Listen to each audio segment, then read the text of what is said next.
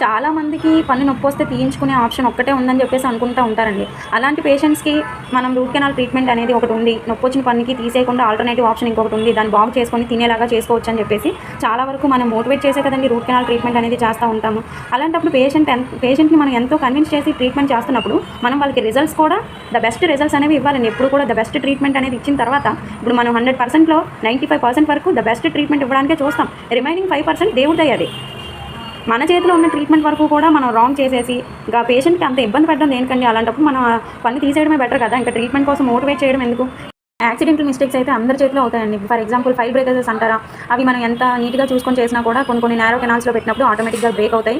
అవి file breakers అనేవి ఎవరి చేతిలో అయినా కామనే. కానీ ఇలా జీపీ స్టిక్స్ మనం ఫిల్ చేసేటప్పుడు ఇది మన చేతిలో ఉండేదేనండి. ఈ జీపీ స్టిక్స్ మనం ఫిల్ చేసేటప్పుడు ఏంటంటే కొంచెం ఎక్స్‌రేస్ క్లియర్‌గా చూసుకొని చేస్తే గనుక పేషెంట్‌కి మళ్ళీ కంప్లెయింట్ రాకుండా ఉంటుంది కదండీ! ఇది మన చేతిలో ఉన్న మిస్టేక్స్‌ని కూడా మనం కంట్రోల్ చేసుకోకుండా ఇంత నెగ్లిజెన్సీగా ట్రీట్మెంట్ ఎలా చేస్తాం?